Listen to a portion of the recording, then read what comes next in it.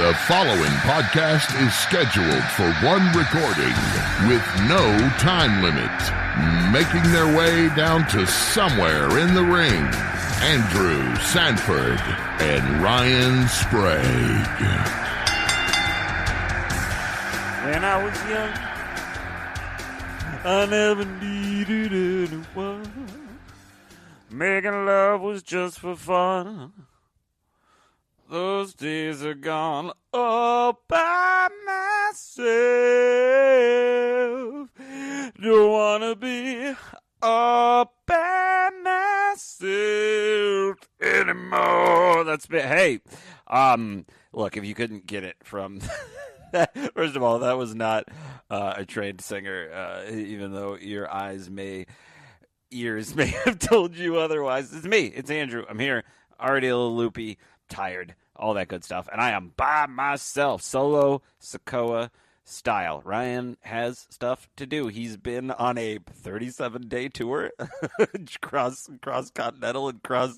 Ryan's busy. He's moving around. He's doing a lot of stuff. I told him, let me take the reins, the Roman reins, this week and get all solo Sokoa on you. So that's what we're doing. Man, I am all mush-mouthed, though. Hopefully that will change, but I am making no promises. This is Somewhere in the Ring. I am your host, Andrew Sanford, and we are here today to talk some wrestling. I'm going to talk Saturday night's main event. I'm going to talk about last night's Monday Night Raw, some of the more interesting stories and rumors and fun stuff out there. I'm going to talk about all of that with you, the listeners.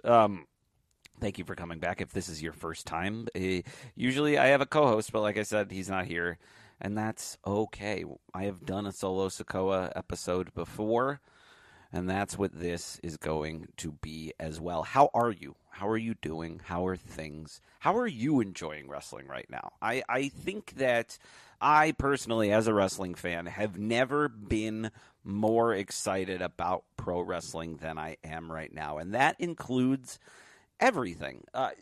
Do I watch as much AEW? No, but I am happy that they exist and that they are thriving. There are rumors out there that their numbers on Max are very, very good, that they rank up there right with Max's more successful sporting events, your hockey games, your soccer matches, baseball, not as much on Max as I would like, but, you know, nobody's perfect. Your basketball. AEW is right up there, which is exciting for pro wrestling. TNA, Total Nonstop Action Wrestling, and WWE have publicly signed a pact to work together. These two companies who were once rivals are going to be working together, which will only help expand the world of pro wrestling. As soon as that agreement was made public, you had people like Joe Hendry, current TNA champion, saying he wants to wrestle John Cena this year, and honestly, like, I don't think that's gonna happen. Let me throw some cold water on that very quickly, because as soon as when I first heard him say that, I was like, that'd be cool. Now that I hear it, I'm like, I don't think it would do anybody any good to have John Cena go and beat the current TNA world champion, unless he is then going to hold that title. That could be very exciting. That could help TNA. I don't see that happening, but maybe I'd watch that match. If it's a non-title match, though, it feels kind of pointless, but who knows? And I also don't see... I am wondering... Here's my big conspiracy theory for this year of John Cena making the rounds. I think he is going to lose more than he is going to win. I think that people are apt in assuming that he will probably win another belt at some point. I've talked about that on here, how I think it would benefit WWE to have John Cena in the summer months walking around with that belt as he's doing promotion for Superman and Peacemaker, which is supposed to come back in August. All the things, the DC stuff that he's involved in, it would just be more visibility on WWE if he's out there doing those promos and stuff, or doing those events with a giant WWE logo on his shoulder or around his waist. Obviously, that will help. But I think John Cena, this is going to be a putting people over tour. This is going to be John Cena probably putting on some good matches to put over a new generation of wrestlers. I think if he wins against anybody, it will maybe be some older opponents who are still going. Your Randy Ortons, your I wouldn't be surprised if John Cena beats CM Punk at one point. Like these are all things that feel very possible to me. So he could maybe lose to Joe Hendry. I feel like that's the only way those two end up wrestling. But now that this TNA WWE partnership is happening, who knows?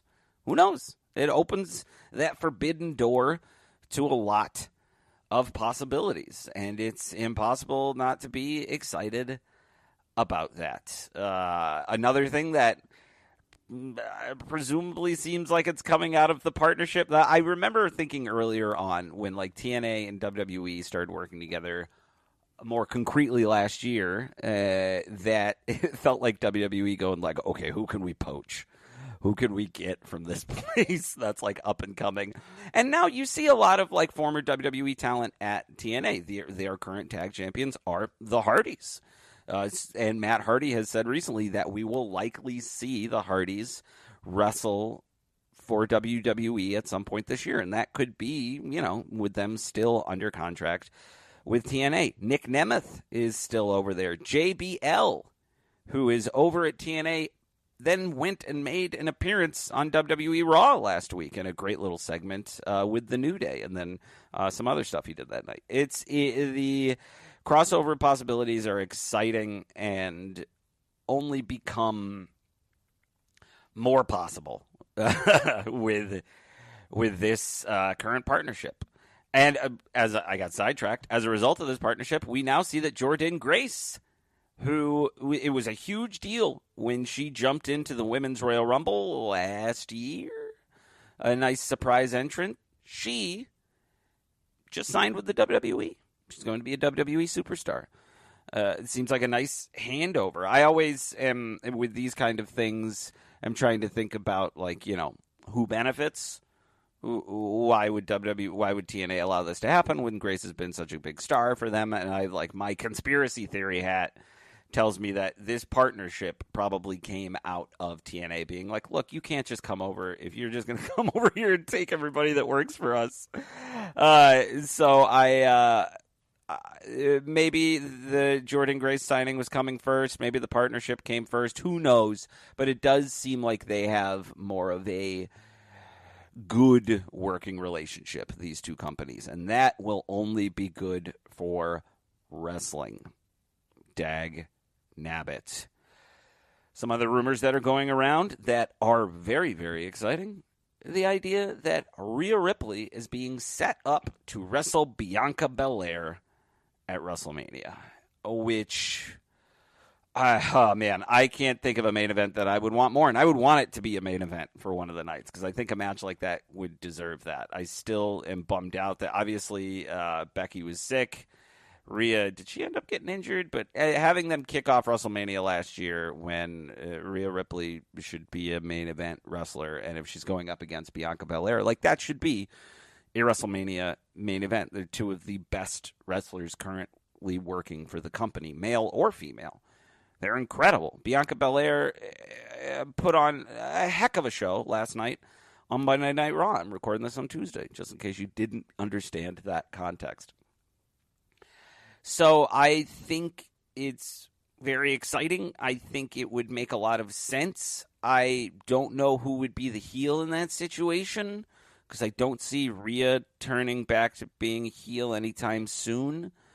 But give me that match. Give me that match. Make it a main event, please, and thank you. Cannot talk about Monday Night Raw without bringing up the a pretty horrific injury that happened last night. We posted about this on social media. It's out there. JD McDonough did a spot last night where he did a backflip outside of the ring and just snapped back and smacked his head against the table, and then apparently collapsed before he could even get to gorilla position. There was a picture of some EMTs checking on him afterward. He's going to be out for some time. Let me see if I can find the exact wording. I know that one of the issues is that he has a punctured lung, which is no good, as you can assume. But let me get the specific wording. Punctured lung and broken ribs, going to be out for months. Very, very scary. Very scary stuff. Sending him all the best wishes. We hope that he's okay and keeps on moving and grooving. I really come around to JD McDonough over this time with Judgment Day. And even if I wasn't, don't watch the spot if you're, squeamish, because it's brutal. And I've talked before, I was just talking last week about how the announce tables are much sturdier now. Like, it doesn't look like, whatever they're making them now, it doesn't seem like they are any more designed to just, like, fold in on themselves if somebody gets slammed into them. And he probably wouldn't have, I don't know, because you look at the material that those tables used to be made of, and it seems flimsier. And the way they have it set up now, like, it looks like a very sturdy and solid desk. And it was sturdy and solid enough to hurt him very badly. But if you look at it, he, like, whips back. I think he probably would have gotten hurt no matter what the table was, but it certainly did not help. So we're wishing J.D. McDonough a speedy recovery, because it's awful. Nobody likes to be out of work, and nobody likes to be hurt like that. Wishing you well, JD. And speaking of Raw from last night, it was an exciting Raw. I will say that, like, we're now back to kind of like business as usual. It would be impossible to say that it's like the excitement has kept, the honeymoon is over. The Netflix honeymoon is over. And we are also in the week leading up to a pay-per-view where I feel like they spent a lot of time talking about the most recent Saturday night's main event, which I will get into because I got thoughts. But they talked about it so much that now it feels like they're rushing into the Royal Rumble, which is this weekend, which I'm very excited about. But while the Royal Rumble doesn't need as much build to begin with, because it's the Royal Rumble, it still feels like it's not as exciting as it could be. There almost seems to be like a foregone conclusion by a lot of people that CM Punk is going to win. That's certainly how they're setting him up. I would be very surprised if he doesn't. And I want Punk to win. But then I think the ladder match could be fun. Everything else kind of surrounding it is just kind of like, okay, we'll see what happens, So there is kind of like a dip. Like, I was watching Raw last night, and there was a bit of a dip. Seth Rollins had a perfectly fun promo, but it's kind of beleaguering the same points over and over again. The tag match where McDonough got injured was exciting, but it's the Judgment Day wrestling for the tag team titles again, even if it was Dirty Dom instead of Finn Balor. The Bianca Belair and Naomi against Alexa Bliss and Raquel Rodriguez was a very good match. Very exciting. Again, you got to see Bianca Belair go hard, and Judgment Day won by cheating, but it's still it feels like we're just kind of going through the same motions over and over again. And then the match between Sami Zayn and Drew McIntyre to main event, everything was fine. Everything's just kind of fine right now. There was a promo they announced, which I should have been more excited about, because I love my video games. They announced that Roman Reigns would be on the cover of WWE 2K25 last night. And Paul Heyman, one of the best talkers in the biz, was doing that reveal. And Drew McIntyre, one of the best talkers in the biz, came out and interrupted him. And it was just kind of boring. Like, my wife was sitting there and had turned to me at one point. She was like, the talking stuff I can't do. And, like, if she had seen Rollins and CM Punk, maybe she would have said the exact same thing. But there was just kind of it just kind of felt like nothing. It felt like a filler episode last night. But that, to me, is a little bit acceptable for a Monday Night Raw. There was still some good wrestling. There's still fun stuff that's happening. But it's a Raw. You do them every week, you're going to get some repetitiveness, some staleness. It's just going to happen. Having that be the case for Saturday night's main event feels unacceptable to me. Again, I feel like these Saturday night's main events were they feel like some kind of contractual obligation that WWE is hyping up and then just does not put their best foot forward there. There were rumors leading up that Jesse the Body Ventura and Hulk Hogan were both going to be there. That ended up not being the case. There were excuses given for Hogan. First, people said it's because Brooke Hogan had a baby, but then people were like, well, they apparently don't really talk anymore. All alleged. And then it was like, oh, he's going to see his son because his son was getting married. And I'm just like, I'm sorry. You think the Hulkster is going to be the center of attention at his son's wedding? No, his son probably will be. I don't buy that Hulk Hogan is going any place where he would be the center of attention. I could be wrong. You know what? Maybe he went to his son's wedding. I don't know. All I know is that I didn't have to look at his dumb face on Saturday night. So that was fine. And that is after, oh man, before I get into this, there have been so many people tying themselves into knots trying to figure out why CM Punk took a shot at Hogan last week on Raw. And I think it is clear as day in the promo. He is taking shots at other people that are going to be in the Rumble, but this is one of the, it's a lot of faces. It's a lot of people that they are either faces or they're kind of somewhere in the middle. And you could hear Punk start to get a little bit of heat from the crowd for taking shots at these other people that people like. And then he turned that around almost immediately by taking a shot at Hogan, because that will get you over currently. And there are people I think Bubba Ray and look, this is just, I just don't understand. This is not to knock anybody. But I don't. Bubba Ray was just like, why would you say that unless they're going to put them in a match together? Hogan's not getting in the ring. He can barely walk out to the ramp. He's not going to wrestle. He's not going to get tossed over the ropes. He's not going to go toe-to-toe to CM Punk. People hate him. People hate Hulk Hogan. Wrestling fans hate Hulk Hogan. Eric Bischoff was talking about how he thinks Hogan getting booed was going to be a one-off. No, it wasn't even the first time it happened. People hate him, and they don't want to see his stupid face. Okay? And Punk knows that. And so he needed to get the crowd back on his side instantly, and an easy way to do that is to take shots at somebody that nobody likes. It's as easy as shouting out the hometown. Come on. So I just had to get that out. I gotta put my foot down. No, it just seems silly to me that people in the biz, even Kevin Nash, there are plenty of people. No, let me rephrase that. A lot of white people that are wrestlers don't understand why Hulk Hogan keeps getting booed. Plenty of the black people do. Mark Henry understands.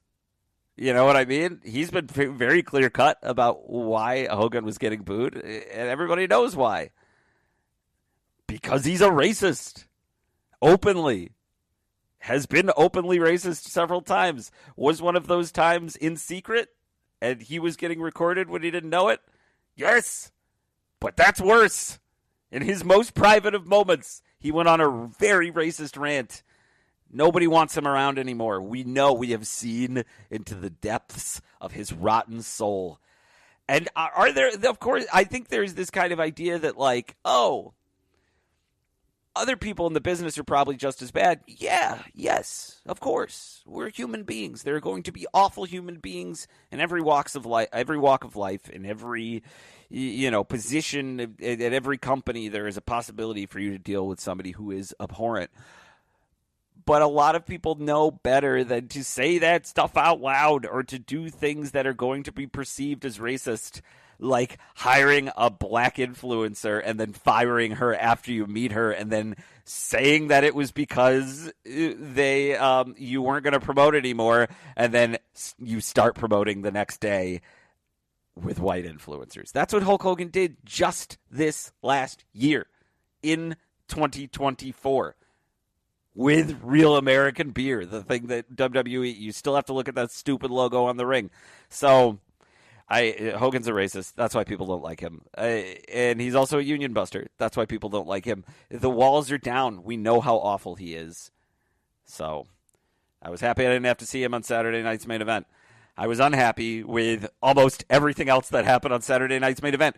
You cannot push these things like they are some kind of, and maybe their hands are tied and they have to push them this way, but they're pushing them like pay-per-views, and they just aren't working that way. First of all, and I had this complaint with the first one, I understand that it's on primetime network TV. There's just too many commercials in the middle of matches. I got pulled away a couple times, but I feel like almost every single match, and were only 4 matches, kept getting interrupted by commercials. It's absurd. Put them in the corner. Do something. It also doesn't help that the matches we had 3 title matches. 3. Rhea Ripley put her title on the line against Nia Jax. Braun Breaker put the Intercontinental title on the line against Sheamus. And Gunther put his title on the line against Jey Uso.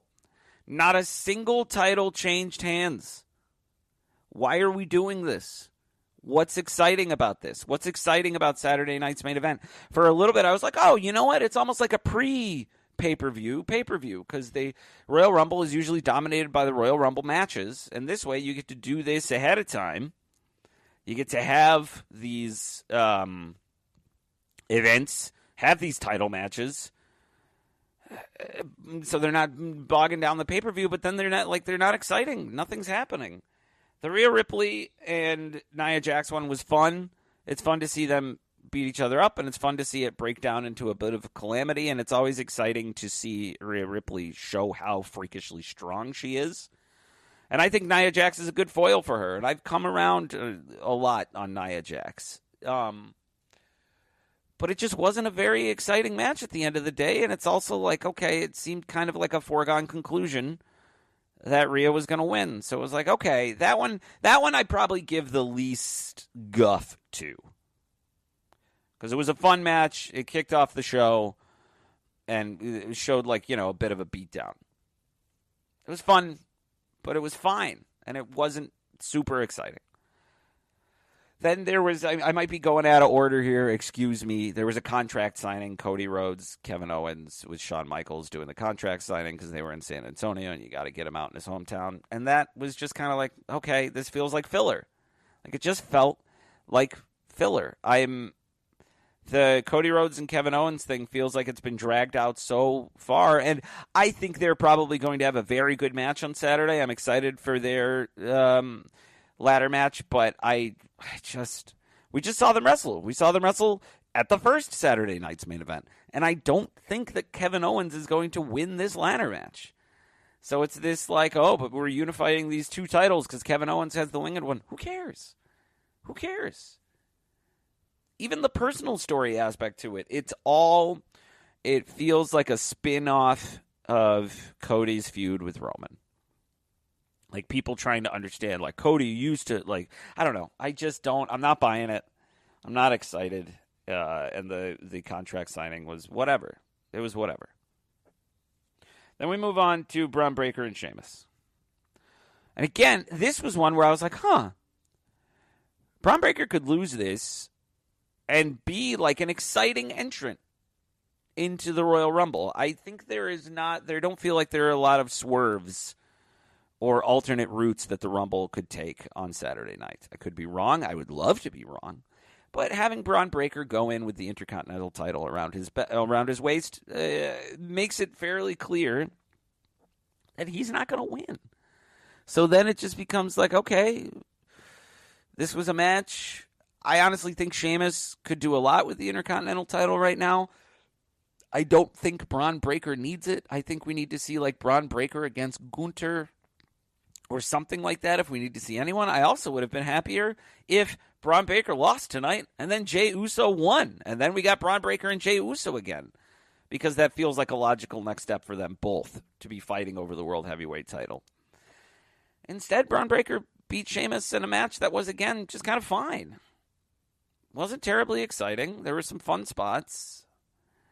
But it's just, there is a lack of heat behind a lot of what was going on in the match. I'm just kind of over that feud now. It's run its course. I didn't think that Sheamus was going to win. I thought maybe, but it's still like, again, it doesn't feel... And this could be on me because what I'm going to say about the main event could make it clear that, like, oh, well, you expected something and it didn't happen. And that's fair, but I'll get into more of that in a minute. So Braun, Sheamus had a match. It was over. That's kind of it. The next match was probably the one. There was a bit of a tie of what I was most excited for. Jacob Fatu has been having a blast, and I'm excited to see them position him as a new leader of the new bloodline. Even though I now that they've removed Solo from it, I'm just kind of like, okay, I don't think we need the bloodline stuff anymore. Like, I think they can just kind of be on their own. Maybe they'll work towards that. But I think having Jacob Fatu against Braun Strowman was an exciting way to show what Jacob Fatu is capable of. I think he could believably beat somebody like Braun Strowman. Braun and Braun. He could beat somebody like Braun Strowman. And instead, they just kind of had like a fight that just kind of devolved into kind of like nonsense, with Jacob Fatu hitting a spot on Braun Strowman. I forget what exactly it's called, but it's like a nod to Rikishi. A lot of people have done this in the past. Strowman sitting in the corner, Fatu running up, hitting him with his butt, hitting his head against the turnbuckle. But here's the problem. One of my favorite things to happen over the last year was, oh man, I was about to call him Braun. What's the dude's name? See, this is what happens when I'm by myself. Not that that's a shot of Ryan. But he was wrestling and people could have probably already figured that he was wrestling at War Games. He did the spot where he splashed Seth Rollins over and over and over again. And hurt him. Oh, Bronson Reed. Another Braun. There's 3 wrestlers with the word Braun in their names. 2 of them are Braun, and one of them is Braun's son. Guys, we're heading into some Tolkien territory that I think needs to be fixed. It's Sauron and Sauron stuff. But one of my favorite things of the last year was Bronson Reed jumping on Seth Rollins over and over again. I thought it worked great. It looked rough. And it felt believable, and it kept going in a way that I was like, oh, my God, it's still going. I think they tried to recreate that magic here with Jacob Fatu hitting Braun Strowman into the turnbuckle, but it was so very clear that Jacob Fatu was only hitting the turnbuckle, and he did it so many times that it just lost all steam. And then it just evolved into like, oh, he's hurt. Oh, he broke Braun Strowman's nose. Guys, come on. No, he didn't. Like, so much of pro wrestling is what you can get away with. And that's the fun. When you get away with really making people think that somebody got hurt or somebody's, like, got attacked. That's what makes wrestling magic. And here, we just got a lame spot just driven into the ground, or into the turnbuckle, if you will.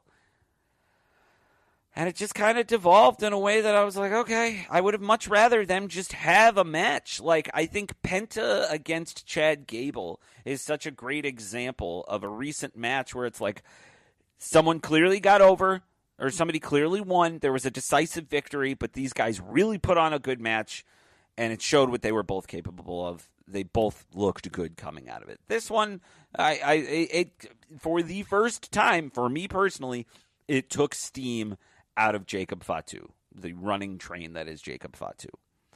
I think he's still got like a great potential from within the company. I'm excited to see what he does in the Rumble on Saturday. I assume he's in it. Who knows? But that match was lame, and it bummed me out because I like Strowman a lot, and I like Fatu a lot. I think Strowman is good at what he does, being a big guy, and it just didn't work. That's going to be a no from me, Doug. For any of you people that are, old enough to know what that's in reference to. And I'm not even saying that facetiously. Like, American Idol's over 20 years old at this point. So if that caught you off guard, go get your prostate checked. That's some iambic pentameter for you. Our main event was Gunther against Jey Uso.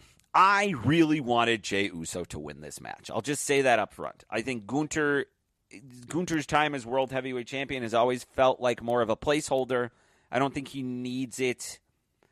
I think he's one of the best pure wrestlers in the company. And I would like to see him in a, undisputed title, in the undisputed title picture. But Jey Uso, the reaction that he gets out of the crowd is undeniable. The excitement that he brings is undeniable. His ability in the ring is undeniable. And to be fair, this was a very good match. I was on the edge of my seat. But as soon as it started to, because so many wrestling matches, hit a certain pattern. Once it got clear towards the end that Uso was not going to win, I just got kind of bummed. Like, it just took all the excitement out of it. It wasn't a very exciting finish. It felt very telegraphed. Uso hit his splash off the turnbuckle and didn't get the win. And then I was like, okay, well, then he's not going to win this. And then he just kind of had to wait, and Gunther suddenly hit him with 2 power bombs, and that was it. And it didn't even feel like a switch of momentum kind of a thing. And I think part of that is because with a power bomb, like, takes 2 to tango. Power bombs look great. Obviously, they're fierce. But, like, for me, like, a change of momentum thing has to be quick. It can't be something that you need someone else's cooperation to do. Obviously, that's like, there is some cooperation in every wrestling move. But, like, a clothesline from hell, an RKO, a super kick, something like that is a momentum changer that wins a match suddenly. Anything else just feels kind of lame. And they're already having Gunther move on because he was getting in Seth Rollins' face the other night, and then Jake Paul had to show up, or Logan Paul, whichever. Who cares? Logan Paul got booed heavily on Monday night, and he did not handle it well. That was one of the best things that happened on Monday Night Raw. He is not good yet at talking to the crowd, and I don't think he ever will be. So go away. I know he won't, but ugh.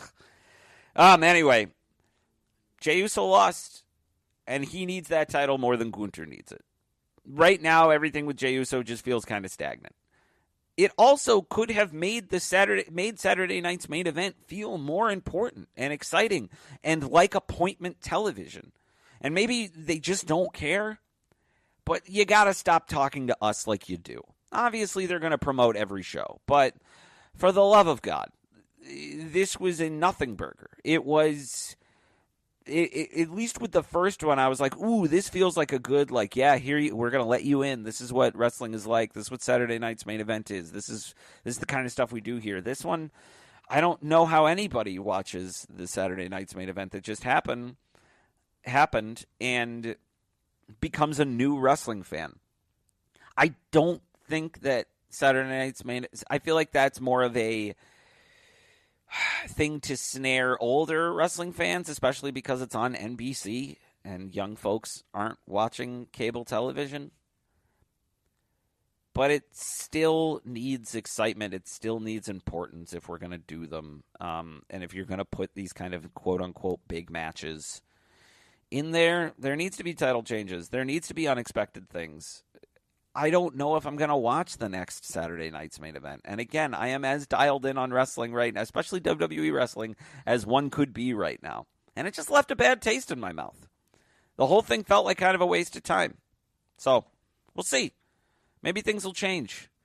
Maybe the next one will be exciting. But I might learn about that after the fact. That's it for Somewhere in the Ring this week. We just wanted to catch you up. Didn't want to leave you with nothing this week. I will probably be watching the Royal Rumble after the fact on Saturday night, just like Ryan. So, Ryan, I'm telling you this right now. Don't spoil. No, Ryan's going to be back in Scotland right now by then. Never mind. I might still end up seeing it before him. But no spoilers. Don't tag me in nothing. As always, you can go to patreon.com/somewhereinthering if you would like to support the show. We appreciate that greatly. But you can support the show for free by going on iTunes and leaving us a review and rating the show. You can do that on Spotify, I think. Just get out there. Spread the word. Spread the good word of Somewhere in the Ring. Thank you for sitting here and listening to me. I got to ring the bell, I guess. What am I going to do to ring the bell? I clang, clang, clang, clang, clang, clang, clang, clang, clang with the trolleys. Ding, ding, ding with the bells. There you go. I'm going to start it with singing and ending with singing. Ring, ring, ring with my heartstrings. From the moment I saw you, I fell. From the moment I saw you, I fell. Oof. Sorry, I won't do that again.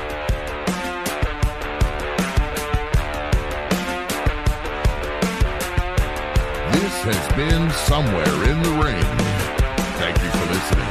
Subscribe wherever you get your pods, and be sure to rate and review on Apple, Spotify, or wherever possible.